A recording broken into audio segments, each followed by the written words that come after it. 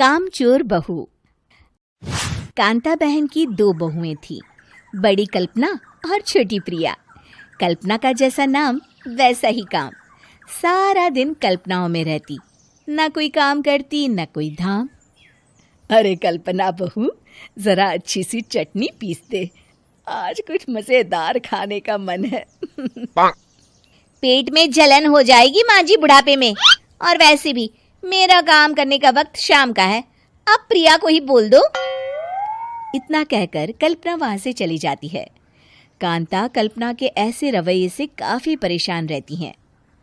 मैं बना देती हूँ माँ चटनी, ऐसा बोलकर प्रिया माँ को चटनी बनाकर प्लेट में खाने को देती है कि तभी वहां कल्पना आ जाती है। अरे वाह चटनी, जरा चक्कर तो देखूं, बड़े दिन हो गए। अरे नहीं बहू, तू तो रहने ही दे चटनी खाना, पेट में जलन हो जाएगी।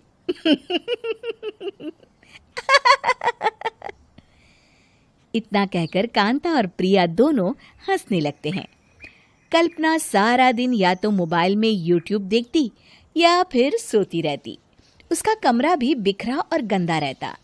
एक दिन कल्पना का पति अशोक उससे कहता है, अरे कल्पना, जानवर भी उस जगह को साफ कर लेता है जहां वो बैठता है, तुम तो इंसान हो, कैसे इतने गंदे कमरे में रह लेती हो?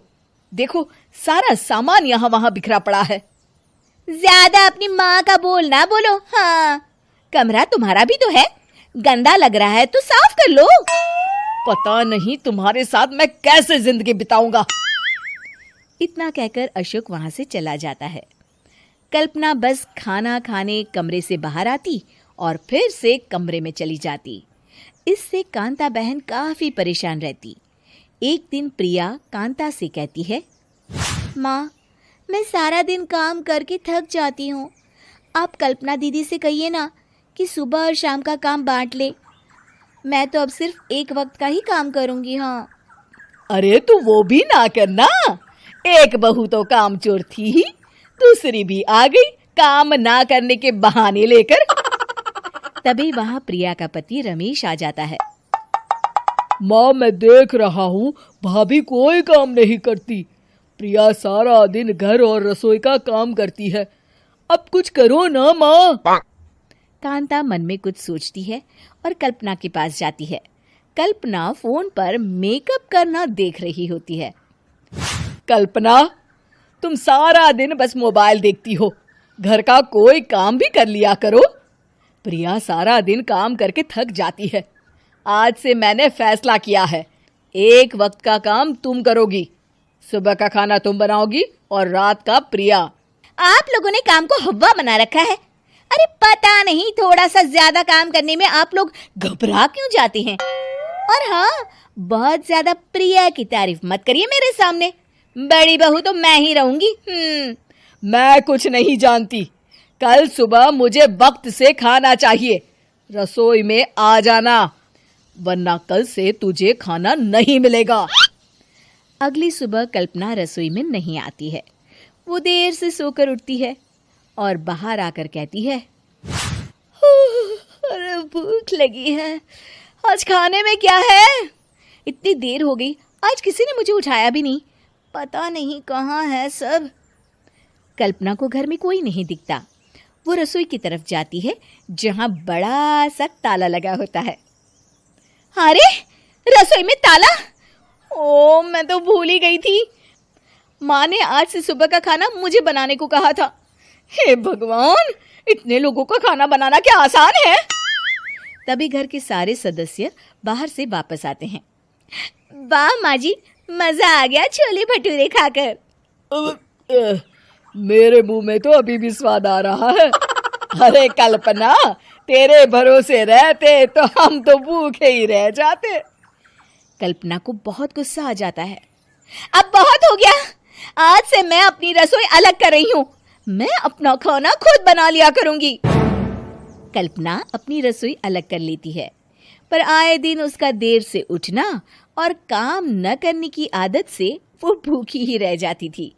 उसी के सामने घर के लोग अच्छे अच्छे पकवान खाते और कामचोर कल्पना को जैसे तैसे ही खाना बनाकर खाना पड़ता। पर एक दिन तो हद ही हो गई। माँ, दीदी आज सुबह से कमरे से बाहर नहीं निकली, हमें जाकर देखना चाहिए। सो रही होगी काम चोर कहीं की, पर तुम कहती हो तो चलो देख लेते हैं उसे। कल्पना कमरे में पेट पकड़कर बैठी होती है।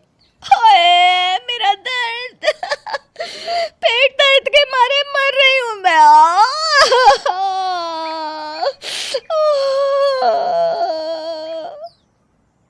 अरे दीदी, क्या हुआ?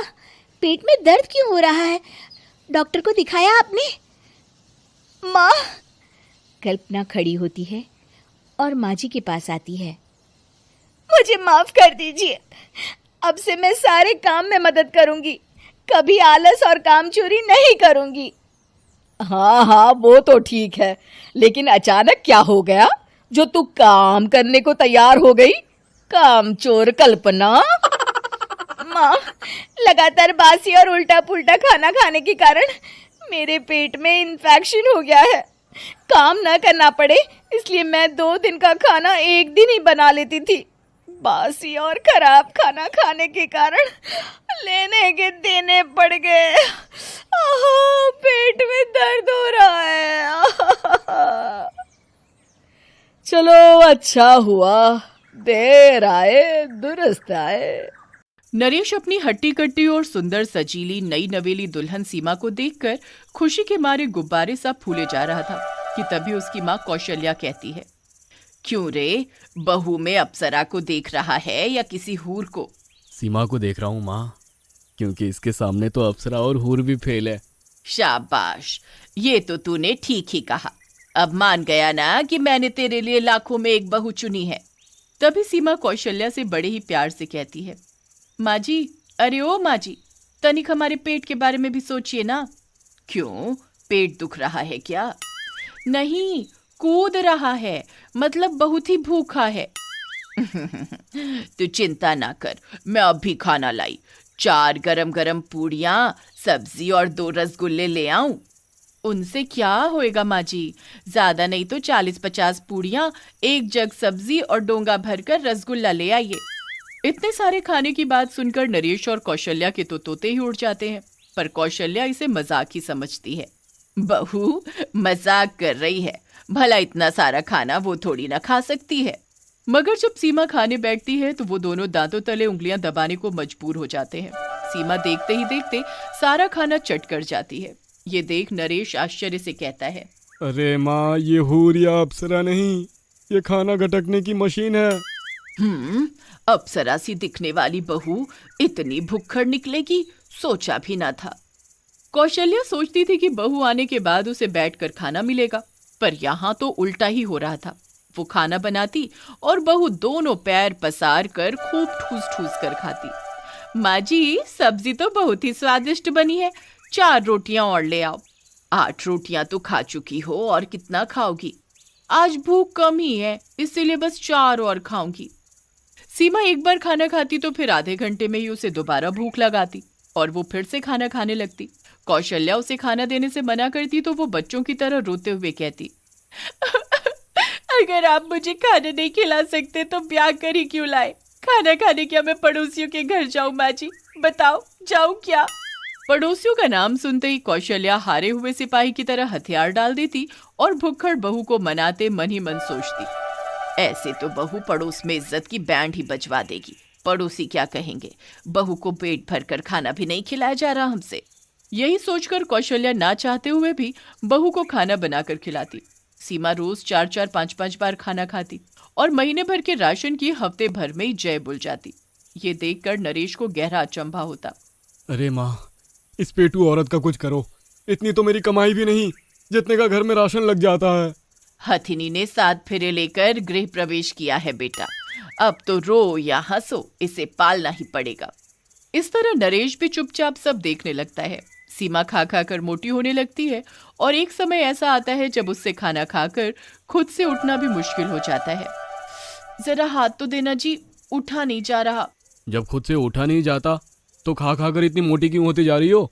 क्या करूं जी, बार बार भूख लगती है तो खाना ही पड़ता है। पर आप चिंता ना करें, करवा चौथ के दिन मैं जरूर व्रत रखूंगी। ये सुनकर नरेश मन ही मन कहता है, तू तो रहने ही देना। तू व्रत रखेगी तो तेरी हथनी की जैसी तोंद मुझे बद्दुआ देगी, मोटो कहीं की। फिर एक समय ऐसा भी आता है जब कौशल्या सीमा के भुक्कड़ स्वभाव से काफी तंग आ जाती है और उससे मुक्ति पाने का मार्ग खोजने लगती है। बहू को मायके छोड़ा तो बेइज्जती होगी, क्यों ना मैं ही मायके का रास्ता पढ़ूं। भुक्कड़ बहू खुद खाना बनाएगी तो इसे अकल आएगी, अपने आप कम खाना शुरू कर देगी।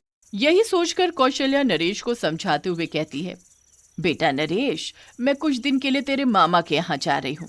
अरे अगर तुम चली गई तो इस हथनी को चारा कौन डालेगा माँ? हथनी तेरा ही पल्लू पकड़ कर घर आई थी, इसलिए अब तू ही संभाल इसे, मैं तो थक चुकी इसे खिला खिला कर। कौशल्या अपनी भुक्कड़ और पेटू बहू से मुक्ति पाने के लिए अपने मायके चली जाती है और इधर नरेश उसके लिए रसोइया बनकर भोजन पकाने का काम करने लगता है। भोजन तो आप भी मजेदार पकाते हैं जी, आपका बनाया भोजन खाकर तो मन ही खुश हो गया। मेरी बात मानो सीमा, भोजन की मात्रा कम कर दो, कम खाओगी तो स्वस्थ रहोगी। बिना खाए मरने से तो खाते पीते मरना अच्छा होता है जी, ये मैं नहीं मेरी दादी कहती थी, इसीलिए खाना कम करने की बात तो मैं सोच ही नहीं सकती। ये सुनकर नरेश अपना माथा पीट लेता है और चुप रहना ही बेहतर समझता है। वो खाना बनाता और बीवी उसे देखते ही देखते जिम जाती। उसके लिए कभी खाना बचता तो कभी उसे भूखा ही रहना पड़ता, ऊपर से राशन भी 2 दिन में ही खत्म हो जाता।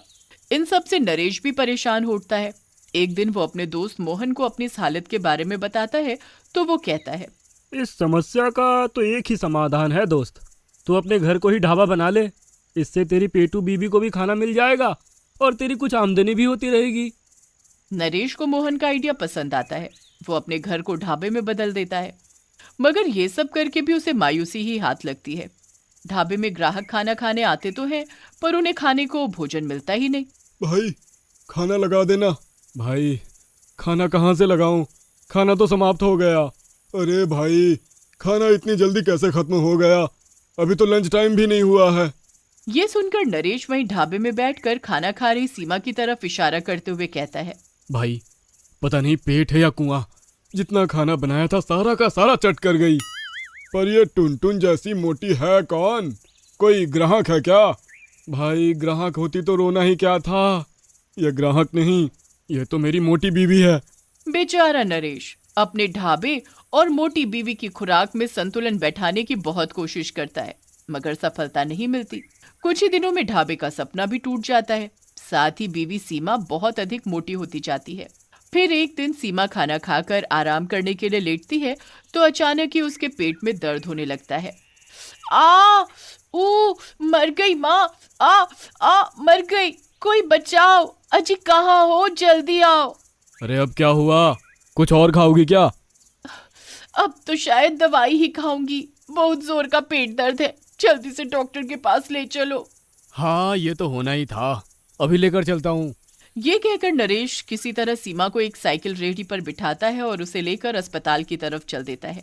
किसी तरह साइकिल रेहड़ी को खींचते हुए अस्पताल पहुंचता है।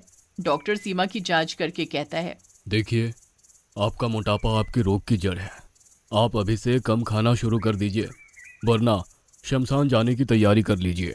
नहीं नहीं नहीं, मुझे अभी मरना नहीं है, मैं आज से खाना कम कर देती हूँ। तो ठीक है, ये दवाइयाँ खाइए और आगे से पेट के लिए नहीं बल्कि सेहत के लिए खाइए। सीमा उसी दिन से कम खाना शुरू कर देती है और बिल्कुल ठीक हो जाती है। ये देखकर नरेश बहुत खुश होता है और कुछ दिन बाद कौशल्या भी घर लौट आती है। एनी और निकुंज की सोशल साइट पर बातचीत शुरू हुई। बात प्यार में बदली और प्यार शादी तक जा पहुंचा। अपने माँ और बाबूजी के लाख मना करने पर भी निकुंज ने एनी से शादी कर ली और सब तो मान भी गए, लेकिन निकुंज की माँ विमला इस शादी से बिल्कुल भी खुश नहीं थी। जब शादी के बाद एनी पहली बार घर में आई तो निकुंज के पिताजी हरजीत ने कहा, अरे अब मान भी जाओ भाग्यवान और अपनी बहू के स्वागत की तैयारी करो। इस पर विमल बोली, सोचा था कि अपनी सहेली सविता की बेटी को अपनी बहू बनाकर लाऊंगी, लेकिन निकुंज ने विलायती बहू लाकर मेरे सारे अरमान मार दिए। न भाषा जानती होगी, न संस्कार, कीड़े मकोड़े खाती होगी सो अलग। अरे अब चुप भी रहो, बहू आ गई। एनी, ये मेरे माँ और बाबूजी हैं। एनी ने कहा, ओह यस, नमस्ते मॉम जी, नमस्ते डैड जी। सदा खुश रहो बेटा। बहू, ये अपने पैर से कलश गिरा और अंदर आ जा। बट क्यों मॉम? इसके अंदर तो राइस है, राइस तो कुक करके खा सकते हैं। It's an women, any. Oh yes, समझ गई। एनी ने कलश को इतनी जोर से ठोकर मारी कि वह खिड़की से जा टकराया। विमला गुस्से में बोली, सत्यानाश, तोड़ दिया कांच, आते ही कर दिया अपशगुन। व्हाट अपशगुन मॉम? कुछ नहीं बेटा, तुम अंदर जाओ। एनी, तुम थोड़ी देर रेस्ट कर लो। कोई हेल्प चाहिए तो माँ से बोल देना। देखो, मेरी माँ गांव की हैं और तुम विदेशी हो। अगर वो कुछ कहें तो बुरा मत मानना। तुमको हम लोगों के रीति रिवाज सीखने में थोड़ा समय लगेगा, मगर माँ तुम्हें सब सिखा देंगी। ओके, मैं ट्राई करूंगी। विमला कमरे में कुछ साड़ी और गहने लेकर एनी के पास गई। विमला ने बहू से कहा, बहू, ये कुछ गहने और साड़ी हैं। सुबह जल्दी उठकर नहा लेना, ये साड़ी और ये गहने पहन लेना, नहीं तो लोग कहेंगे कि बहू बेटे की पसंद थी इसलिए बहू को कुछ नहीं दिया। ओके मॉम, मैं सुबह रेडी हो जाऊंगी। लेकिन सुबह एनी साड़ियों को लपेटे हुए बाहर आकर खड़ी हो गई। विमला हैरानी से बोली, हे भगवान, ये विलायती बहू क्या मेरे ही नसीब में लिखी थी? बहू, क्या तूने कभी किसी को साड़ी पहनते हुए नहीं देखा? देखा है मॉम, मेरी मॉम भी पहनती थी, बट मैंने कभी नहीं पहनी। आप सिखा दोगी तो सीख जाऊंगी। विमला ने एनी को साड़ी पहनाते हुए कहा, तेरे वश की बात नहीं साड़ी पहननी। ठीक है, घर में कुछ भी पहन, मगर बाहर सलीके से निकलना। आखिर हमारी भी कोई इज्जत है। एनी धीरे धीरे घर के थोड़े बहुत कामकाज समझने लगी। एक दिन विमला बोली, अच्छा, मैं जरा मंदिर जा रही हूँ, मेरे बाद घर का ध्यान रखना। डोंट वरी मॉम जी, मैं ख्याल रखूंगी। थोड़ी देर बाद ही घर में एक भिखारी आ गया। बेटी भिक्षा दे। भिक्षा मैं नहीं जानती। कुछ पैसे दे दे बेटी। कितने पैसे देने हैं? मॉम जी तो बताकर ही नहीं गई। भिखारी को लगा कि मौका अच्छा है, लड़की विदेशी है, शायद कुछ नहीं जानती। 10-5 हजार तो दे दे बेटी। ओके, वेट करो, मैं देती हूँ। उसने अपनी सास के पर्स में से 5,000 रुपए निकालकर भिखारी को पकड़ा दिए। भिखारी ने जल्दी से पैसे लिए और वहां से भाग गया। विमला मंदिर से आकर बोली, कोई आया तो नहीं था? मॉम जी, एक भिखारी आया था, उसने 10-5 हजार रुपए मांगे, मगर आपके पर्स में सिर्फ 5,000 रुपए थे। मैंने उसे 5,000 ही दे दिए। विमला अपना माथा पकड़कर रह गई। हे प्रभु, ये तो इस तरह किसी दिन घर भी किसी के नाम लिखकर दे देगी। ये तो किसी दिन हमें बर्बाद कर देगी। मॉम जी, आप क्यों रो रही हैं? क्या मैंने कोई मिस्टेक की है? क्या तुझे नहीं पता कि भिखारी को 10-5 रुपए से ज्यादा नहीं देते? सॉरी मॉम जी, मुझे नहीं पता। हमारे कंट्री में भीख नहीं मांगते। मॉम जी, आप मेरी मॉम हैं, मुझे सब कुछ समझा दीजिए, मैं धीरे धीरे सब सीख जाऊंगी। पता नहीं कैसे सीखेगी।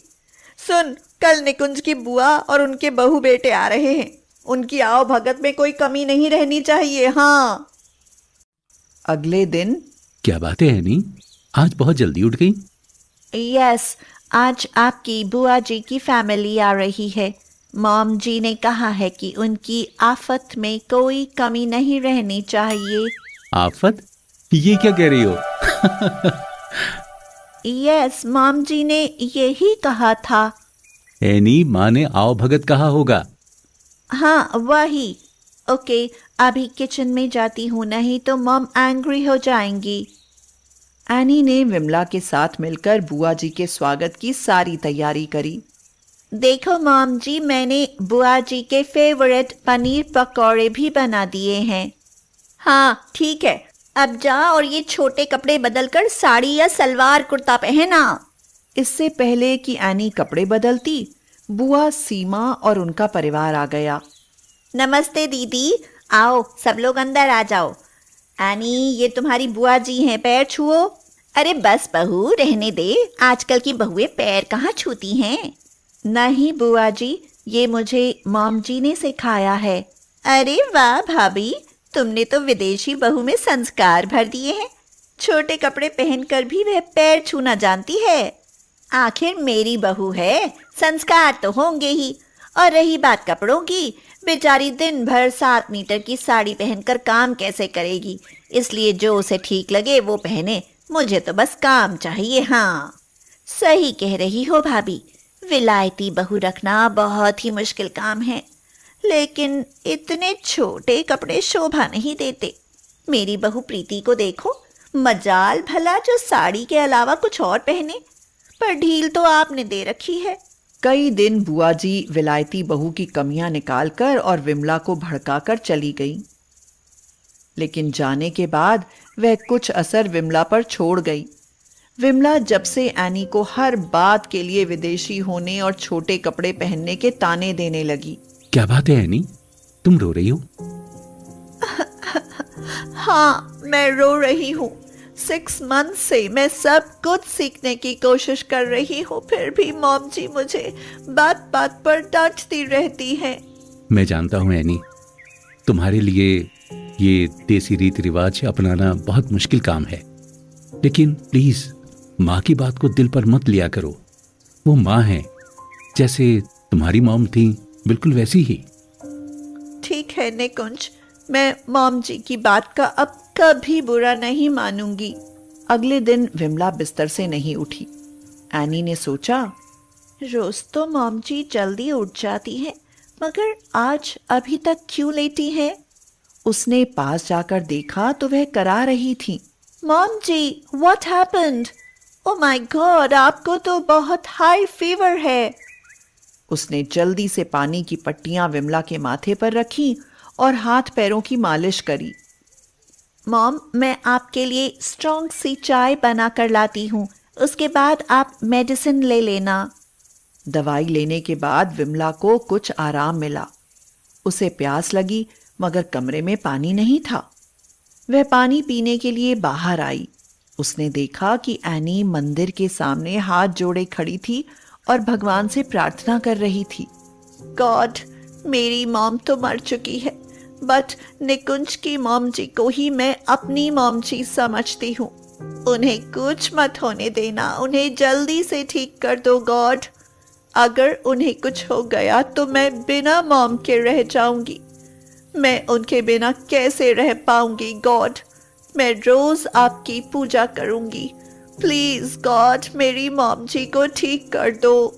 यह सुनकर विमला की आंख में आंसू आ गए। एनी, एक माँ मर गई तो क्या हुआ, मैं हूं ना, मैं अभी जिंदा हूं और तेरी सेवा से बिल्कुल ठीक हो गई हूं।